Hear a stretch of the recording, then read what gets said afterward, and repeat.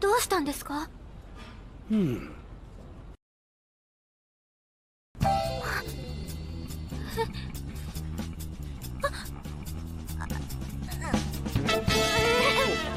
Oi!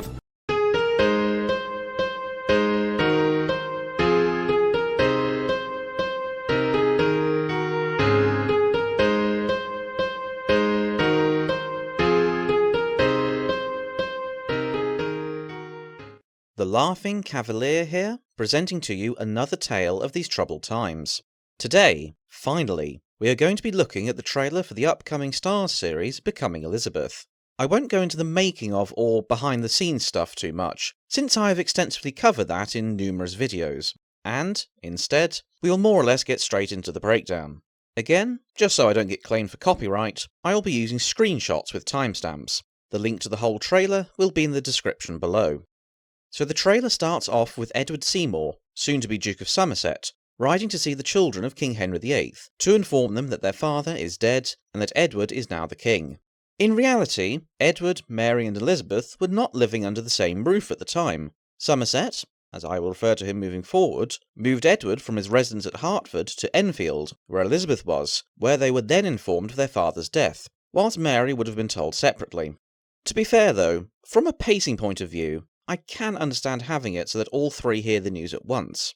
Whether the delay in announcing Henry's death, so Somerset had time to lay the groundwork to effectively take over as Lord Protector, will be in the series, will remain to be seen. And, also, I do hope we see just how his protectorship went. Oh, ye gods! My Protectorship. is ruined! But what if... I ruin it. Even further. Delightfully devilish, Seymour. It is actually nice to see the three siblings act like siblings in this little bit, and, as mentioned before, Edward and Mary do look quite accurate, and it will be interesting to see where they go with them. However, there is one problem that I have addressed in previous videos, but now we have actual footage, needs to be brought up again. Elizabeth's age. I ain't old like you! I ain't old! Edward's actor, Oliver Zetterstrom, was 13 when making this, which is okay for Edward, who was 9 when he came to the throne, and 15 when he died, which might be where the series will end. Mary, played by Romola Garai, was 38, and, again, is pretty much spot on since Mary was between 31 and 37. Elizabeth was historically 13 at the start, and 19 when her brother died, whilst Alicia von Rittberg was 27 at the time of filming. I'm guessing, and more on that in the conclusion, that this will have more than one season, so they're going to have her play Elizabeth for quite some time. But it is a real problem here, since Elizabeth's youth should be a major part of the story regarding Thomas Seymour, pictured here, and making her older is taking away from that, and dulling the impact of what he did to a child by aging her up, if that makes sense. Elizabeth R had this problem with Glenda Jackson playing the Queen's life over the course of many decades, but they managed to get round the Seymour parts by showing her interactions with him in a sort of flashback sequence through Elizabeth's eyes, so you don't actually see her. I hope it is handled better in this series, but we will see. In the next clip, we get Mary talking to Elizabeth about how they wish to use the three siblings as a way to fight each other. Now, I'm not sure how to feel about this. On the one hand, you can definitely argue that during Edward's reign, many powerful noblemen were vying for influence, and trying to use the three siblings as leverage, Thomas Seymour being the most notable example. But I feel the line implies that all three are powerless somehow. It suggests that they are only having arguments and disagreements because of outside forces pitting them against one another, which I think really downplays how all three had their own views. Edward and Mary's religious differences, for example, were something that happened because the former was a Protestant king who wanted his Catholic sister to obey his laws. However, it is good to see a more friendly Mary compared to other portrayals of her, Daphne Slater and Elizabeth R being about the only positive portrayal of her in this period of her life. So I think, if nothing else, Romola Garai will put in a good attempt at giving us Mary. We get a bit of a new issue I did not expect to see. In this clip, Elizabeth is informed by King Edward, that he wants her to marry, and a Prince Frederick, who is about Elizabeth's age, is mentioned as a candidate. My guess would be this prince is meant to be the future King Frederick II, judging from the Danish flags and the red and yellow sash, also worn by him in this portrait, not to mention Edward's comment about them being roughly the same age. Of course, as we all know, Elizabeth never married, despite a long list of suitors. The most famous courtships and marriage talks occurred after Elizabeth had become queen, But even as far back as 1534, suggestions had been floated around as to potential marriage candidates. Now, I think this plotline in the series is going to be slightly fictitious, since, firstly, Frederick never met Elizabeth, and, secondly, the proposals for the match occurred, again, in Elizabeth's reign. However, in 1552, during Edward's reign, suggestions were apparently put forward that a Prince of Denmark would be a good match for Elizabeth, so I suspect it is this event being referred to, but has been brought forward by the writers. I'm not entirely sure what to think, really. I feel they should be more focused on actual stuff that happened, rather than bringing forward elements like this, although I should be thankful it is based on truth. They could have gone down the Tudors route of merging Henry VIII's two sisters into one person or something. In this part, we get what I think will be the main focus of this series, that being Elizabeth's relationship with Thomas Seymour. Now, I have gone into this a bit earlier in the video, so won't elaborate here. But I do worry about all the parts where we see Cat Ashley reprimanding Elizabeth for looking at him and so forth, still making me worry a bit as to how their relationship will be portrayed. The line from Seymour that Elizabeth is craving power, and that he will have to keep an eye on her, is a little off, since I'm pretty certain, at this point in time, she had no hope of ever succeeding to the throne, although I will put this down to Seymour being devious. The line from Catherine Parr, though, that everyone thinks I am a fool, is an interesting one, and hints at their relationship breaking down. We get some lines here from John Dudley, future Duke of Northumberland, who I will refer to as Northumberland going forward, since I'm used to referring to him by his more famous title. In the voiceover, he chastises Elizabeth, saying that a woman's marriage is decided by her family, and that the more she protests, the more she fractures the country. Again, this reinforces one of my main concerns, being that they are focusing on the marriage plotline, when I feel that shouldn't really be so front and centre in Elizabeth's story just yet. Also, whilst marrying off a royal heir is important, I can't see how it is fracturing the country at this time. The fracturing is occurring because of religious, economic and political failings, some being left over from Henry's reign, and others being caused by Somerset. I'll be generous and assume in the series that they are wanting to get an alliance with Denmark, perhaps? Well, we will see how that is explained. We get a brief glimpse of Bella Ramsey as Lady Jane Grey, having a conversation with Elizabeth. Jane, the daughter of the future Duke and Duchess of Suffolk, was, through her mother Frances, the fourth in line to the throne according to Henry VIII's 1545 will. Back in Tudor times, it was common for parents to send their children to live in other households in order to, hopefully, advance their careers, make connections, and so forth. And it was the case here with Jane, who was sent to live in the household of Thomas Seymour and Catherine Parr. Seymour had promised Jane's parents that he would try and arrange a match between Jane and Edward VI, which, judging from the synopsis comments from last year, I suspect will be in this series. Oh God! Oh Jesus Christ! In this clip, Elizabeth says, "Do you think I have ever got what I wanted?" To which Jane responds, "You are a princess." And then Elizabeth responds to that with, "Exactly." If I were to be nitpicky, Elizabeth was stripped of her title of princess back in 1536, when her mother was executed, but I think in this context, Jane refers to her as this in the sense of her being a close member of the royal family, and basically a princess in all but name, if that makes sense. Although Thomas Seymour has already called her princess, now I think about it. Now, despite the fact that Jane and Elizabeth lived in the same household for about a year, we don't really know anything about their views of one another. Elizabeth was not very keen on Jane's family in later years, judging by the fact that she had Jane's two younger sisters, Catherine and Mary, both sent to the Tower, and was also critical of Francis. However, as mentioned, those events were much further down the line.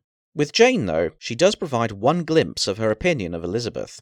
In 1550, when Jane was about 13, Mary of Guise, the Dowager Queen of Scots, made a visit to London on her way back to Scotland, and a lavish ceremony to welcome her was held, and amongst the ladies present to greet her would be Jane. Her cousin, the future Mary I, gave her a very lavish dress to wear, but the deeply Protestant Jane did not want to wear such trappings, and allegedly commented that, "Nay, that were a shame to follow my Lady Mary against God's word, and leave my Lady Elizabeth, which followeth God's word." Elizabeth having decided to wear much more plainer apparel, as opposed to the rest of the court. Ultimately, Jane was forced to wear the dress, but it does give us a clue that she may have had some respect for Elizabeth, at least on this one occasion. In regards to the show, though, and how they will portray Jane, there was a panel held back in February, where the topic of Jane, who has sadly not really been portrayed in film much, was brought up, and during said panel, the executive producer, George Ormond, said to the lead writer, Anya Reese, that "You created a really brilliant relationship between Elizabeth and Jane. I think it's every time that..." And then the conversation moved on before he could reveal what that was. Of all the characters, I think Jane is the one I am the most interested to see, since we have only really had 2 movies about Jane, and both have some very fictionalised parts to them. So here's hoping we get something a little closer to the truth. Here, we get some signs as to what conflicts will be appearing in the series. Sadly, one area which won't be fixed is the military, and it looks like it is back to guys without helmets or hats shoving each other in the fog. I'm already having White Queen flashbacks. これがアメリカンジョークです。なるほど。 Elizabeth in the voiceover says that the country is at war, not just with Scotland and France, but with ourselves. It would appear then that one conflict will be the rough wooing. This conflict was started by King Henry VIII in order to force the infant Mary Queen of Scots to marry Edward, and it would continue after his death. I suspect the Battle of Pinkie might make an appearance, but we will see. The war with ourselves will definitely be including Ket's rebellion, not least because an actor has been cast as him. But also in this clip, we can see 2 men suffering the same fate that he suffered, which saw him hanged from the walls of Norwich Castle. I must quickly comment that the soldier here, possibly Robert Dudley, looks a little more like he's come from the Wars of the Roses. Edward's army would have been a bit more colourful looking, since we are well into the Renaissance by this point. I have already mentioned this in previous videos, but the yeomen of the guard would not be wearing armour, but instead soft hats and tunics, and, save for helmets, the armour itself does look a bit earlier in style, probably due to them reusing stuff from the previous series. I suspect this shot is of Northumberland either fighting the Scots or putting down Ket's rebellion, but we will see. Hopefully the Western Prayer Book rebellion, centred mainly on Cornwall, will get a mention, not least since it would fit in well with the religious issues happening at the time. I at least hope, though, that the reasons for the conflicts aren't changed, particularly since I have ties to both Cornwall and Norfolk, so I don't want to see my people done dirty. There is a brief line here from Catherine Parr, where she says, "Your brother might have his pawn in the game, but I have mine." Now, hopefully, they aren't going to turn this into Game of Thrones, but I do worry they're going to portray her as being more conniving and scheming if she's talking about having pawns in games. Also, the fact that Jessica Raine previously has played Lady Jane Rochford in Wolf Hall does make me worry they will just rehash that. Catherine was a very pious and determined lady, and I hope that aspect is focused on, but we will have to see. I have no idea who her pawn is. Either Elizabeth or Lady Jane Grey are about the only 2 I can think of, but we will have clarification soon, no doubt.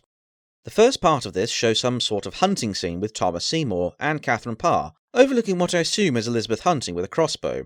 Again, I must reiterate here that Elizabeth really should be wearing a hat at least in this scene, and also in half the trailer if I'm honest, as should basically everyone else, although at least some of the men are doing so.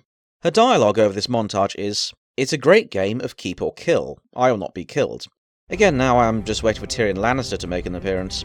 Hell, we already have Lyanna Mormont.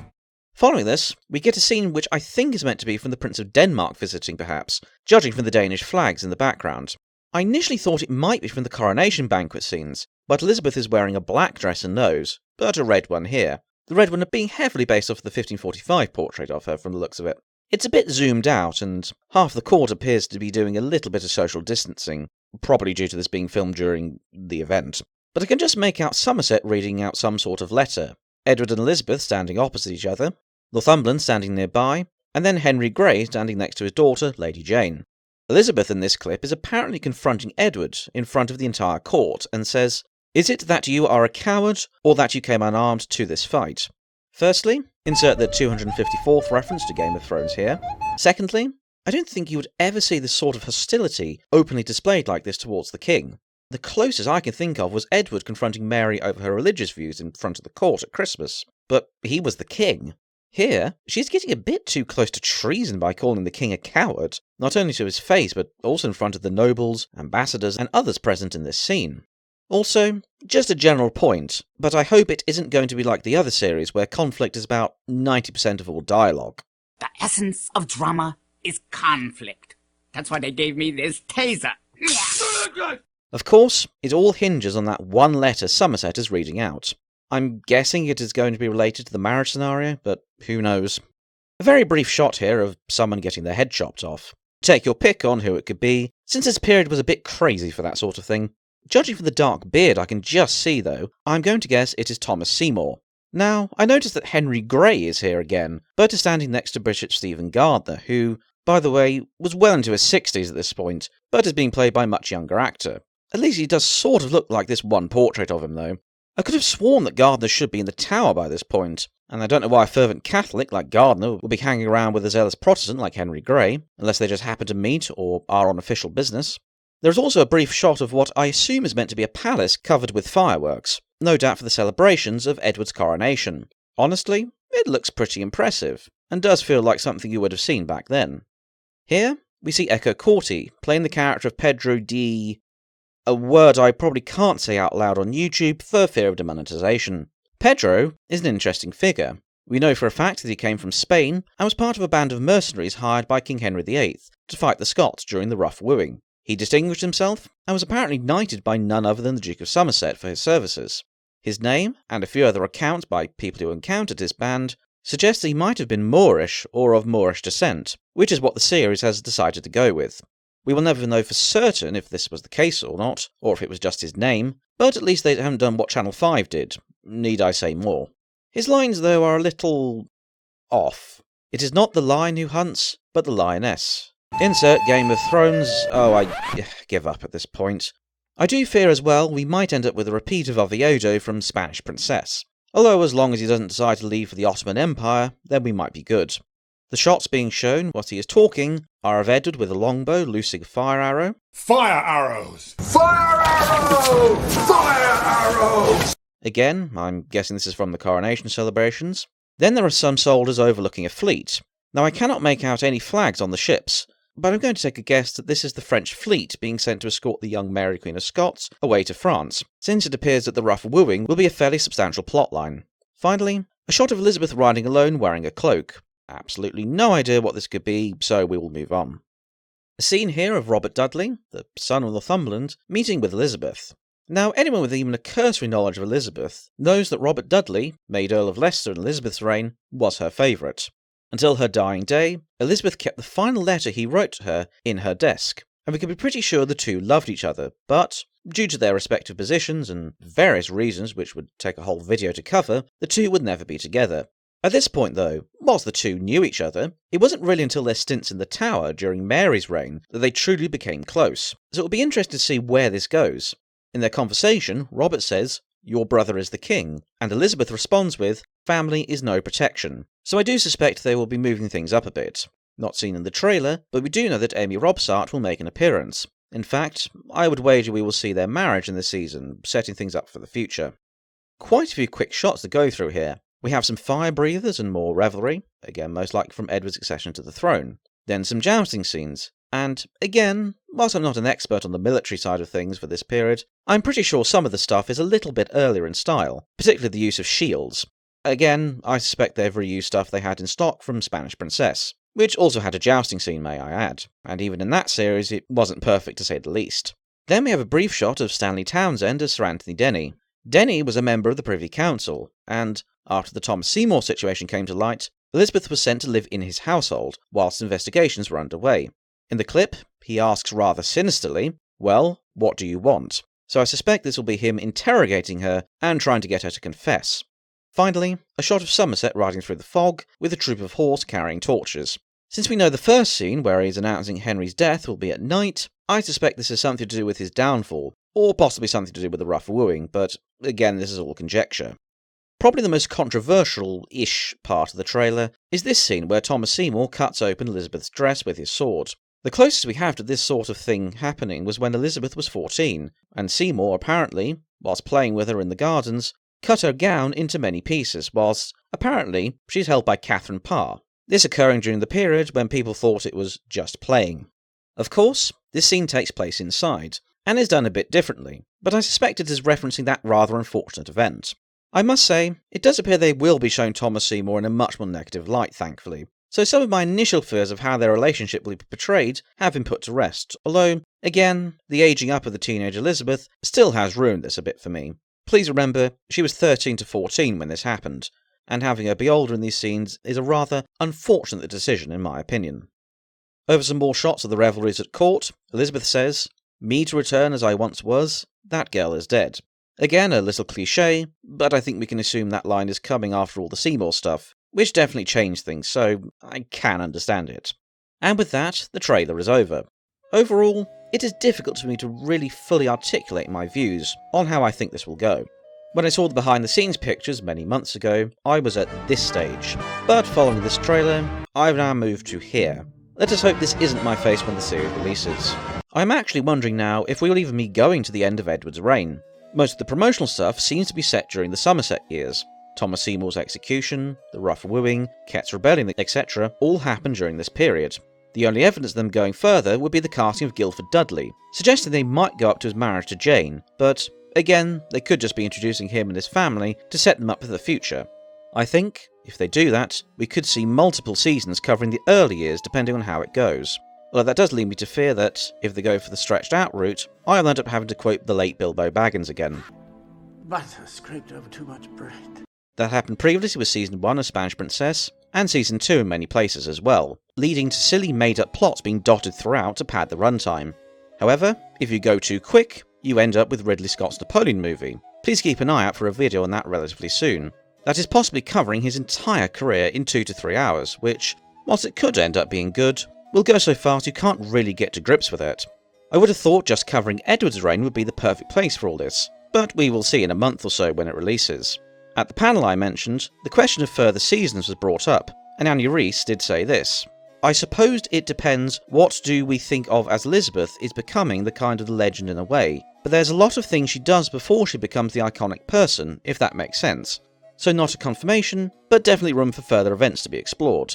There are some things to criticise still. As mentioned, the age issue is at the forefront, and the creators are very aware that she was 14 at this point, and whilst I expect they're doing this so they can do further seasons, it will still be very jarring. Also, the fact that we're getting some semi-fictionalised scenes with Prince Frederick of Denmark, I feel will perhaps distract from the main plot. Finally, whilst this series has a completely different writing team and so forth, the offerings we have had thus far from Starz in relation to the Tudors have produced some absolutely abominable offerings. Although, I guess I should be thankful in that trashing them has basically built my channel. However, I think there are things here that we can be positive about. Compared to the Philippa Gregory cinematic universe of pain, and you have no idea what pain I'm going through editing Tudor Ant 5 right now, there have been some massive improvements. They have at least made an attempt to show some more accurate costumes, the French hoods being the most notable example. Yes, they aren't perfect, but they have at least tried. Of note, we have Elizabeth's and Lady Jane's dresses being somewhat close to the portraits we have of them, and generally, it does look like the feel of the period will be better. The court celebrations for Edward's coronation in particular look like something you would have seen back then.